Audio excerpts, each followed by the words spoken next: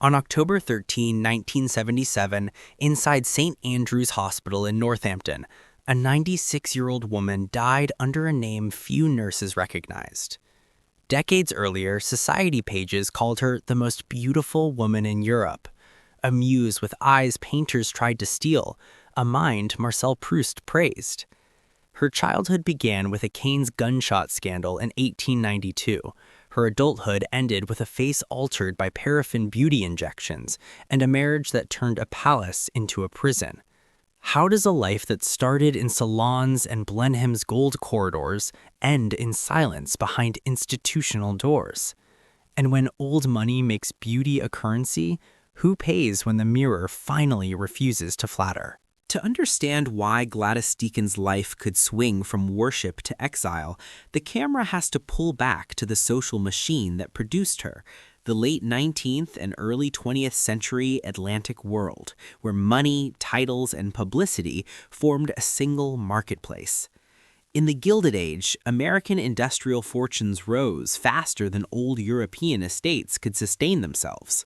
Cash-rich families in New York and Boston bought entry into aristocratic circles that were land-rich but debt-starved. In return, dukes and counts offered a crest, a seat at court, and the illusion of permanence. Newspapers, newly hungry for human drama, turned this exchange into entertainment, printing dowry figures like sports scores, ranking beauties like racehorses, and treating a woman's reputation as a public asset that could be bid up or destroyed overnight. What did that do to a young woman raised inside that spotlight? And what happens when the story the world wants is more valuable than the person living it? The era produced a repeating cast of contradictions. Jenny Jerome, the American heiress who stepped into British power circles and became a magnet for rumor. Anna Gould, a railroad titan's daughter whose fortune made her eligible even when society columns mocked her looks. Arabella Huntington, who climbed from poverty into a dynasty built on railroads and real estate. And Gladys Deacon, whose beauty was treated less like a trait and more like a national resource. In that ecosystem, women were praised as icons but managed like mergers, expected to embody refinement while being denied true control over money, marriage, and even their own faces. The double standard was brutal. A powerful man's affairs could be recast as romance, while a woman's suspected independence became a moral trial staged for public consumption. And because photography and gossip traveled faster than personal truth, identity itself became fragile. One headline could fossilize a person into a caricature. Modern audiences recognize the pattern instantly. Victorian rumor works like today's screenshot culture. Beauty hierarchies look like algorithmic ratings, and a private mistake becomes a permanent public brand. So when Gladys chased an ideal, Greek profile perfection, a ducal title, a life that looked invincible, was it vanity alone, or was it the logical response to a system that rewarded women only when they could be displayed? And if old money is supposed to protect its own, why did it let one of its most celebrated symbols disappear? Gladys Marie Deacon entered the world on February 7, 1881 in Paris, already positioned at the crossroads of American money and European prestige, the exact fault line where old money and new ambition loved to trade with each other. Her parents, Edward Parker Deacon and Florence Baldwin, were Americans living in France, moving through a social orbit where dinners doubled as auditions and reputation functioned like currency. But the first lesson Gladys absorbed was not etiquette or French literature, it was volatility. In 1892, when she was only 11, the family detonated into public scandal after her father shot and killed her mother's lover in Cannes, a crime that ended in imprisonment and worldwide gossip. 1 year later, in 1893, her parents divorced, and Gladys was pushed into the strict protective architecture of a convent school at Auteuil, where silence and control replaced the chaos of adult desire. What happens to a child when the first headline of her life is violence, shame, and a family name dragged through the same society that once applauded it? And what happens when that child grows up learning that appearance is not decoration, but armor? After her father's release, the family's instability continued in a way that would later feel like a prophecy. Gladys was pulled back and forth between parents, countries, and stories, as if custody itself were another form of social leverage. Her father's mind began to fracture. He was hospitalized at McLean Hospital in Massachusetts and died there in 1901 when Gladys was about 20. The pattern was brutal. Men in her lineage could hold power, lose control, and be swallowed by institutions. How could a young woman living under that shadow ever believe that safety came from anything other than careful self-design? By the time Gladys and her sisters returned to France to live with their mother, the trauma had already hardened into a kind of ambition. If the world could strip a family of dignity in one scandal, then dignity had to be rebuilt in a stronger form. Beauty, intelligence, social mastery, and, if possible, a title that could outlast rumor. In Paris, Gladys became exactly the kind of figure the era was trained to worship. She was described as astonishingly beautiful, but what truly made her dangerous in elite rooms was the combination: beauty plus sharpness, charm plus observation, a young woman who did not simply shimmer, but listened. Writers and artists noticed. Marcel Proust would later describe her as possessing beauty and intelligence in rare proportion, the kind of compliment that turns a person into legend because it implies she is not only looked at, but recognized. Yet even praise in that world could be a trap. When society crowns someone the most beautiful, it quietly demands repayment. Remain perfect, remain desirable, remain worthy of the myth.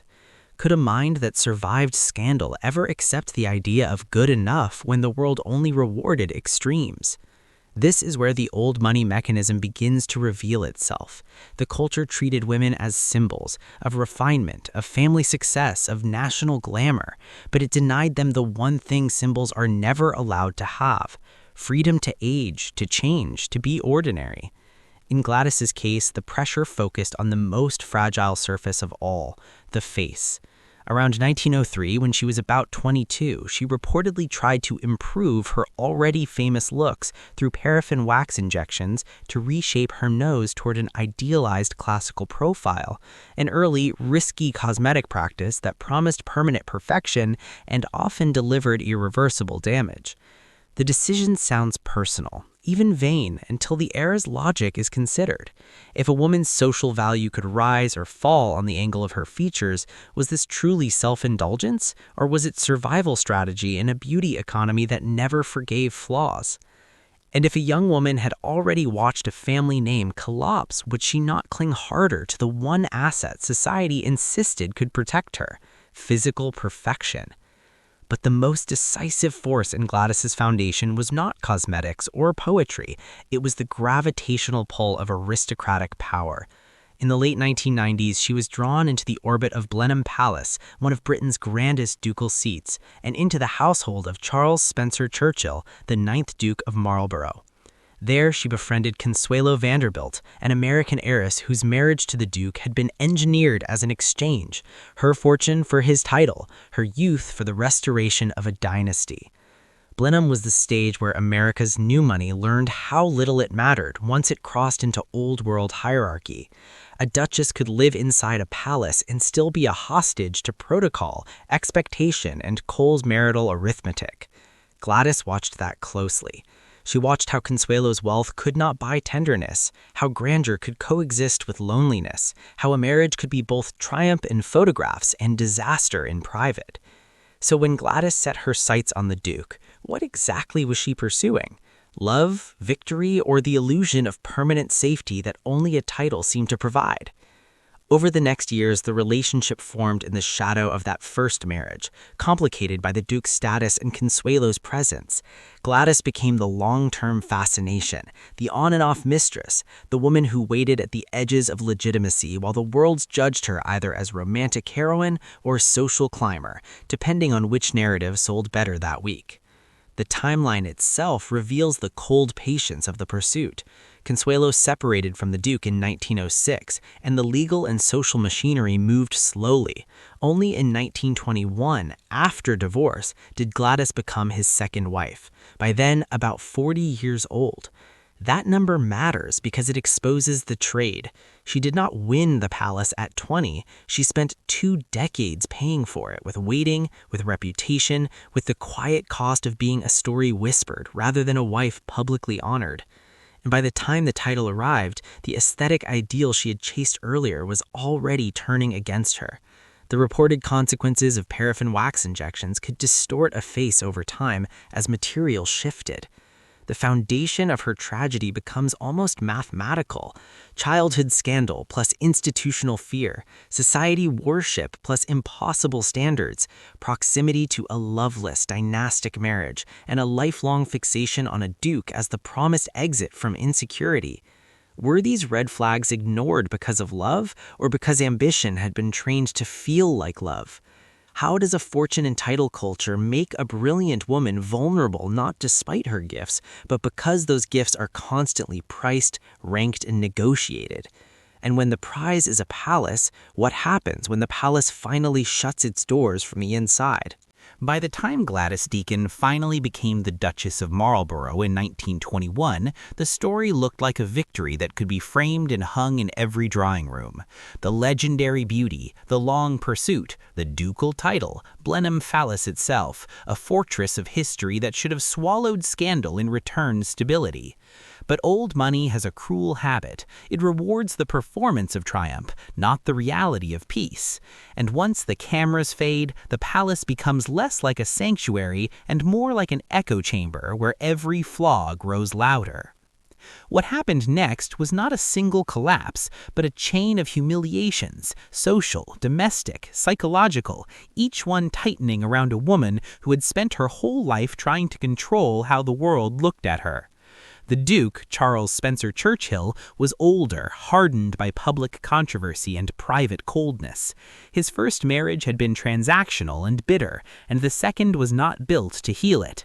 Their household did not become a romantic rebirth, it became a standoff. In a society where a wife was expected to function as a symbol of dignity, Gladys was now trapped in a role where the symbol was no longer welcomed, especially as her appearance reportedly deteriorated over the years. Paraffin wax, unlike a rumor, doesn't disappear. It can migrate, harden, and deform. So when the thing that made Gladys socially valuable, the face that rooms once held their breath to admire, began to change into something unpredictable, what did that do to a woman whose entire strategy for safety had been built on being unassailable? In that environment, oddness becomes both symptom and weapon. Accounts from the period describe Gladys as increasingly eccentric, rigid, and volatile. She reportedly surrounded herself with pets, most famously spaniels, treating them as loyal beings in a world where loyalty from humans had always come with conditions. She is said to have allowed dogs to roam Blenheim's grand interiors, a detail that sounds almost comedic until it is read as rebellion. The palace demanded she behave as a polished ornament. She answered by letting the palace become messy, alive, and deliberately unmanageable. Was it carelessness, or a declaration that if she could not be loved in those rooms, she would at least refuse to be controlled by them?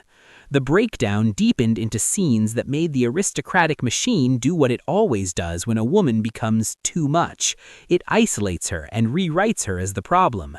Stories circulated of Gladys placing a gun on the dining table, a gesture of intimidation that, even if partly theatrical, signals something darker, the need to reclaim power in a house where she had none.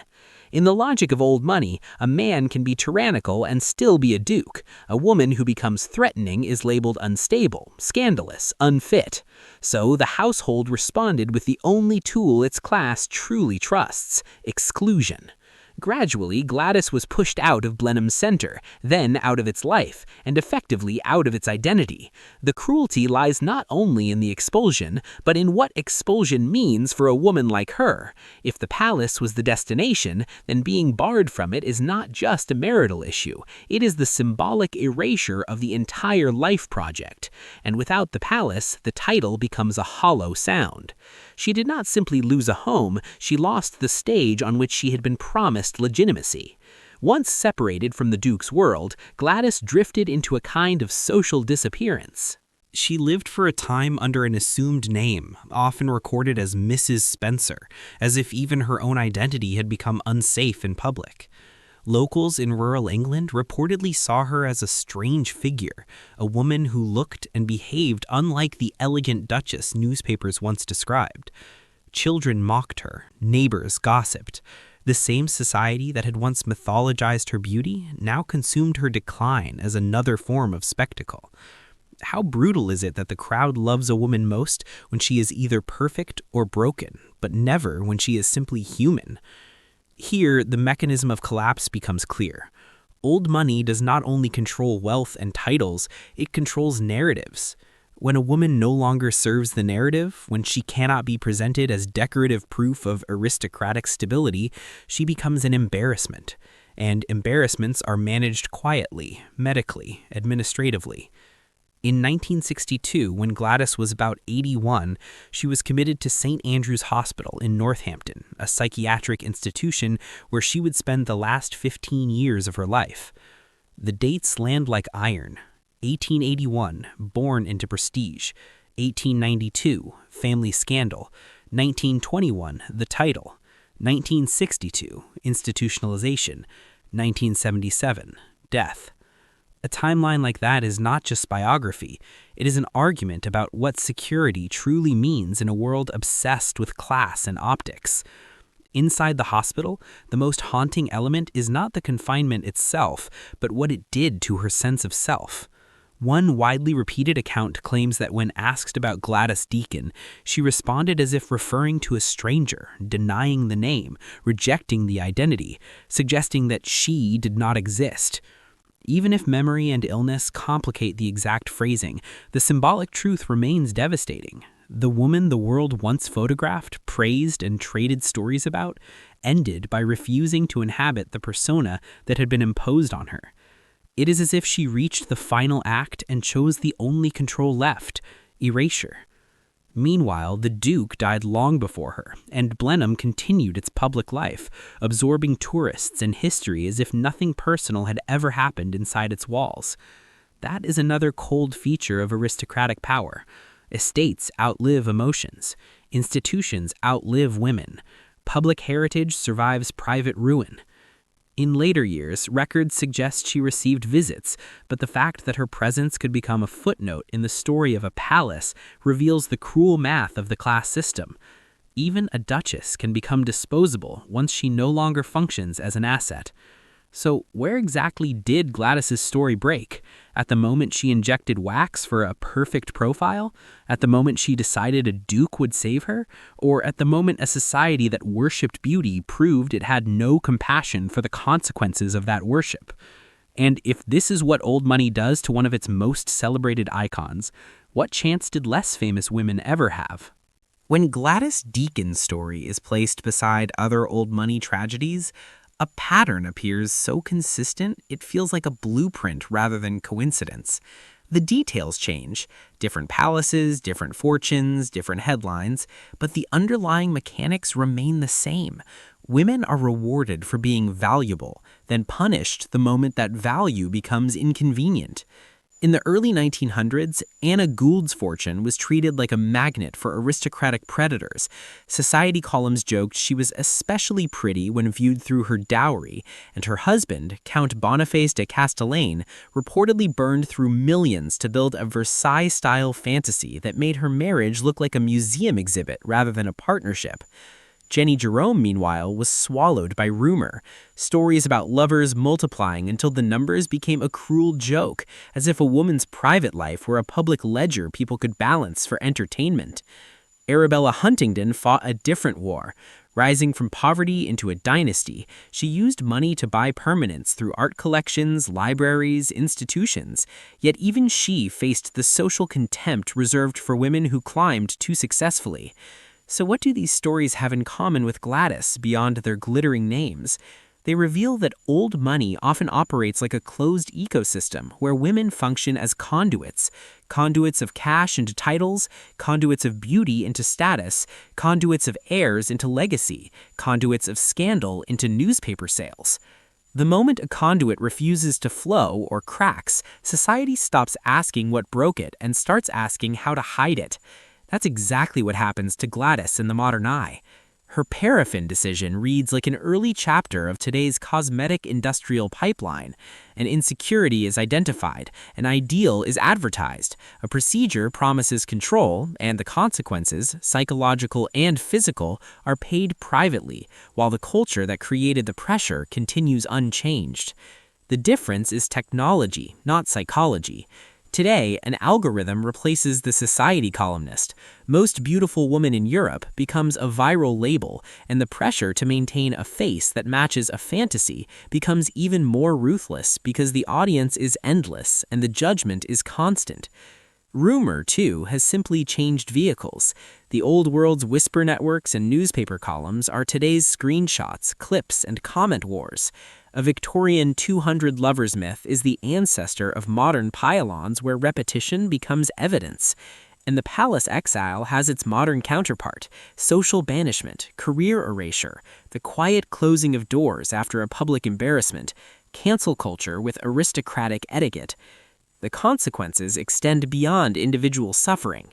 These cases show how class systems protect themselves by shifting blame downward. The duke remains historic, the estate remains heritage, the institution remains necessary, while the woman becomes unstable, difficult, tragic, or crazy, labels that keep the system clean. The gender double standard is the engine. Male power is framed as tradition, while female distress is framed as personal failure. Even in wealth, women are often denied the one thing that could have changed outcomes: autonomy over money, health decisions, public narrative, and exit strategies. The final consequence is the most chilling. Old money can survive almost anything because it knows how to turn human lives into stories, and stories into souvenirs.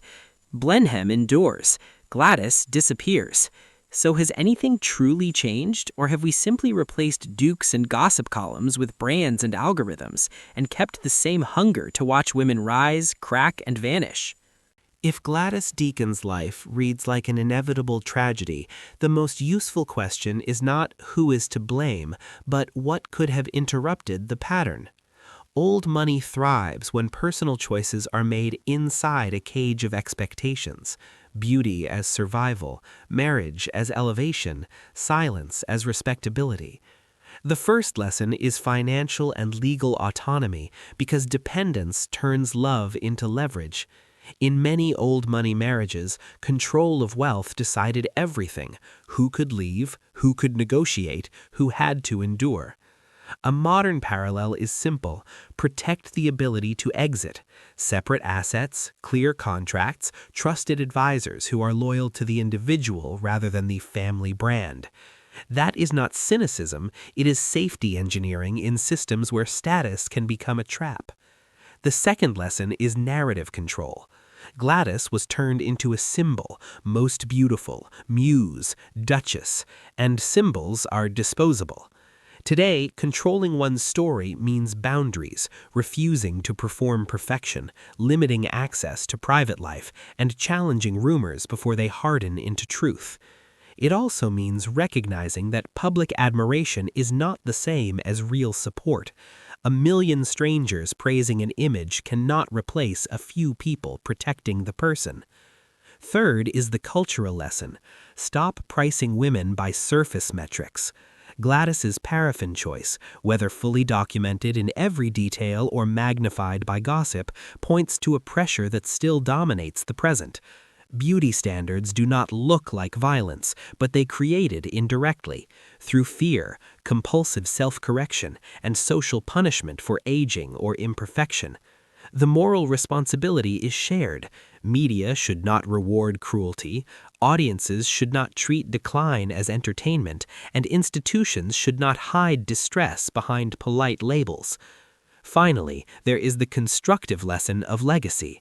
Old money can be transformed when wealth is redirected from display to durability: education, public art, libraries, hospitals, protections for women who are financially cornered. Arabella Huntington turned power into institutions that outlived gossip. That is the healthier version of permanence. The core takeaway is stark. A palace cannot substitute for peace, a title cannot substitute for identity, and perfection cannot substitute for being safe. When a society confuses a woman's value with her usefulness to an image, the ending is rarely kind. Gladys Deacon's story ends where old money prefers its uncomfortable truths to end. Quietly, administratively, behind doors that do not make headlines. She began as a symbol of everything elite society claimed to celebrate: beauty, intelligence, cultural magnetism, and she spent decades trying to convert that symbolic power into something permanent, a title, a palace, an identity no scandal could erase. But the irony is merciless. Old money can buy stone walls and restore dynasties, yet it cannot purchase a life that feels safe from the inside. And when the system stops benefiting from a woman's perfection, it often reclassifies her pain as a personal defect, then moves on as if the institution itself is innocent. The most haunting lesson is not simply that she suffered, but that she seemed to reject the very name the world had turned into a myth, an ending that feels like the final act of control in a life spent being controlled by standards, headlines, and expectations. Blenheim Palace remains a tourist landmark. The Duchess who once chased it became a rumor, then a shadow, then a file. That contrast is the real moral of old money. Empires preserve themselves by outliving the people they consume. So the question is not only what happened to Gladys Deacon, but what her life exposes about the bargain society keeps offering women. Be admired, but never be messy. Be valuable, but never be free. If this story stayed with you, subscribe for more deep dives into the untold tragedies behind wealth and titles. Share this video with someone who thinks money guarantees happiness, and leave a comment. Was Gladys Deacon a victim of her era's beauty economy, or a strategist who made a fatal bet on power? Between status and selfhood, what would you choose if the cost of the palace was your own name?